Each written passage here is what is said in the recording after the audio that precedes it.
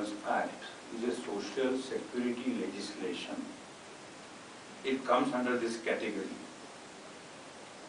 Social security is a human right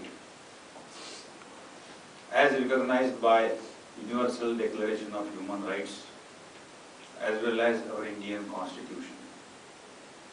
Social justice, economic justice, social security, these are the watchwords in directive principles of state policy. And these are reflected in various labor laws, labor welfare laws. Social security is a kind of help to the worker class, employee class in case of distress, difficulty, problems, something unexpected faced by the employee. And this is not the only social security legislation. There are few other also. Even Industrial Disputes Act is to some extent social security legislation because it provides compensation in case of retrenchment and layoff. Provident Fund Act, Employees Provident Fund Act is also a social security legislation. A workman who has worked throughout his life for the welfare of that industry, factory, establishment, whole nation ultimately. When he is old, we cannot throw him away without any benefits. So Provident Fund, etc., gratuity. These are some benefits in the form of social security. Now look, before this law came into force, even before independence, there was a law of Workmen's Compensation Act of 1923, which now is known as Employees Compensation Act, after 2009 amendment to it. This is also a social security legislation. It was existing. When this Employee State Insurance Act was passed, this law was existing. This has not been repealed. What is the difference between Workmen's Compensation Act, that is Employees Compensation Act, and Employee State Insurance Act? We should note few points of differences. There are similarities as well. One similarity I told you. Both are social security legislations. Both provide compensation to the workmen. The difference is, this Workmen's Compensation Act does not provide for insurance. That means in some cases workmen may not get compensation. For example, if employer turns bankrupt, workmen will not get any compensation. But in case of Employee State Insurance Act, it is the duty of semi-government authority, Employee State Insurance Corporation, that is almost a government, on which this liability to pay compensation has been fixed. So there is guarantee.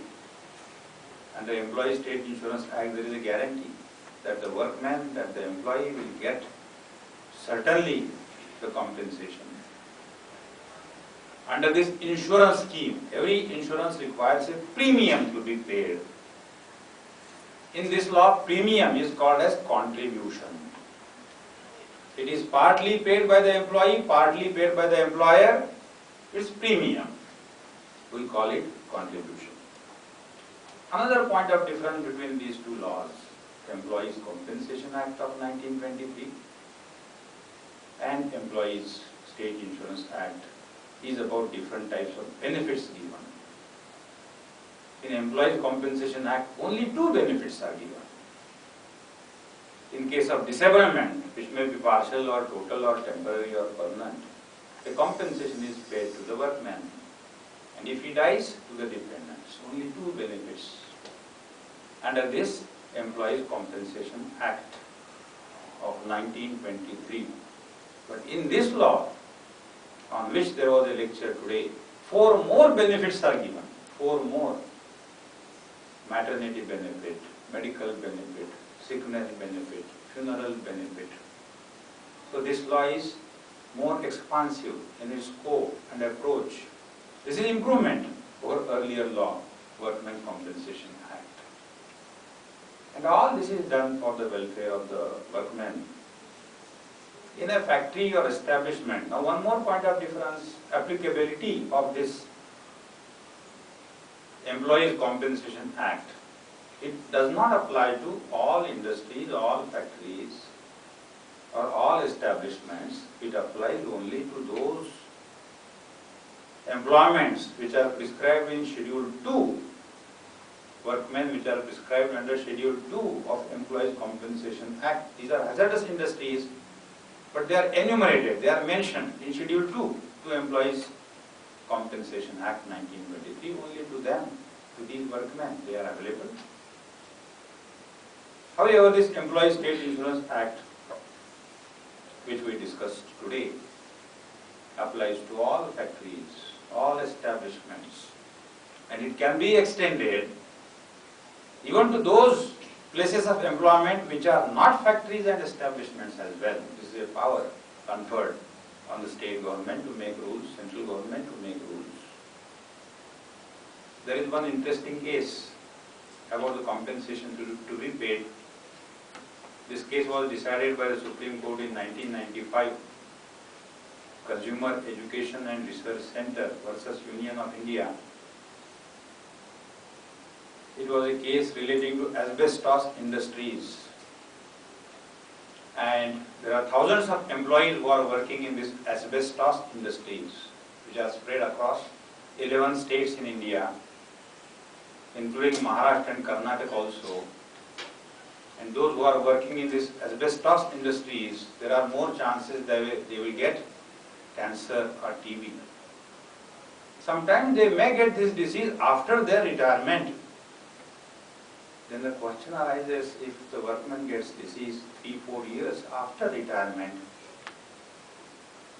what will be his remedy for getting any compensation?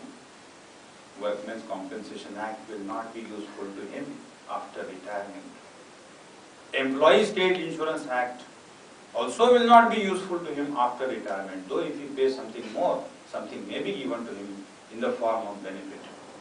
However, in this case, the landmark case, helping workers, Supreme Court laid down, even where Workmen's Compensation Act applies or not, Employee State Insurance Act applies or not, a workman who is working in this type of industry, even after his retirement, he catches a disease, occupational disease, like cancer or TB, it will be the responsibility of the employer to pay compensation.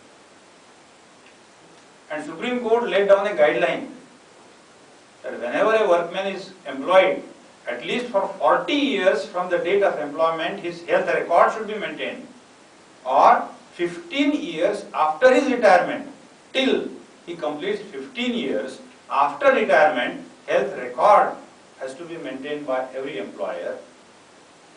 And if he gets any disease during this period after cessation of his job, then he will be entitled to the compensation.